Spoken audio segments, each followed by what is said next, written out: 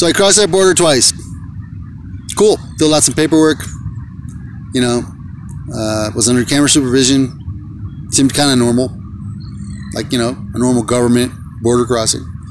If you're going to go through Ciudad Tecuman, Tecuman is on the Pan American Highway. And it's going to be even more official. They're going to make sure you fill out all your paperwork for sure. And they'll probably check you depending on which way you're coming, north or south. The Guatemalan government's not too concerned with checking people coming into Guatemala as the Mexican government is checking people coming north from Guatemala, obviously, for obvious reasons. So, Talisman, more or less official. Tecuman, extremely official. La Mesilla, completely different story.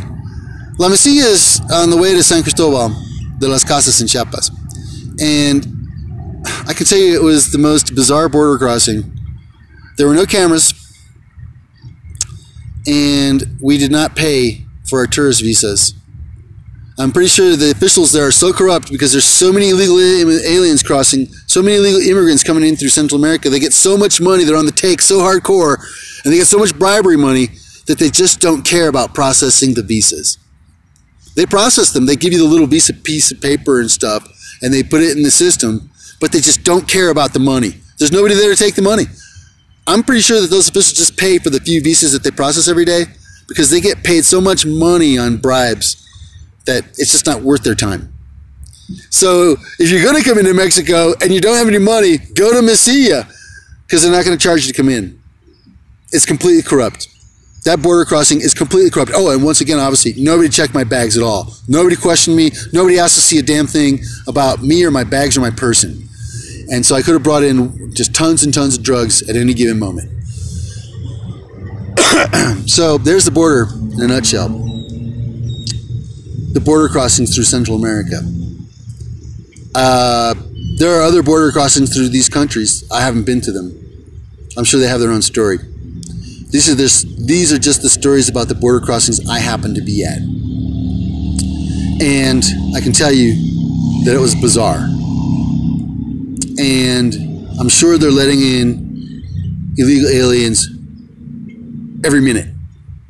Especially illegal aliens who are women, who they can use to traffic for sex. Especially in San Cristobal de las Casas. There were a lot of Central American women in San Cristobal de las Casas in different hostels, all dispersed throughout the whole city, basically, looking to hook up with foreign dudes, or just looking to have sex with foreign dudes for money, or just looking for work, or just simply looking for a handout because they don't have any money, they don't have a job, and they're looking to move north somehow, some way, whichever way. And I could tell you stories upon stories about that because I was in San Cristobal for a couple of weeks investigating the mafia there and investigating the trafficking of people. And I was investigating the trafficking of drugs. And I was investigating whether or not the Zapatistas really are true to their word to this day after all these years or not. And I can tell you I'm not very impressed. So the next report will be coming to you from Mexico City as well, which is where I'm at right now. I'm in a park. Very nice place. And, oh, in closing, the U.S.-Mexican border is a complete waste of time and money, and it should be eliminated. And the U.S. government instead should focus on maintaining the U.S. border with Guatemala, let's say, because Mexico is really part of the United States. We've got Banamex is owned by Citibank, and Coca-Cola is everywhere. Everybody drinks 3 to 4 liters of Coke a day. So basically, Coca-Cola and the banks are king here, and that's all from the U.S.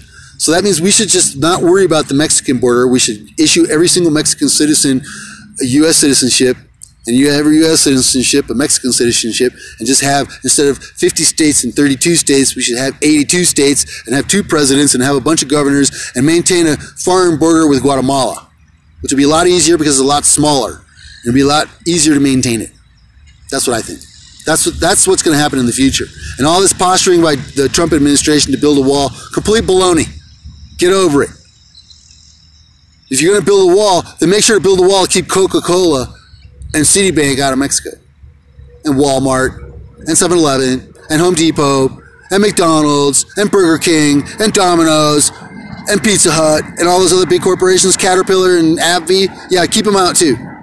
Build the wall not just to keep people out, but to keep the corporations out. Or rethink your whole paradigm, because that's what's going to happen. There's going to be a paradigm shift, and the people who aren't ready for it are going to be left behind. Leopold Richard Bamber Aloysius is reporting to you from Mexico City.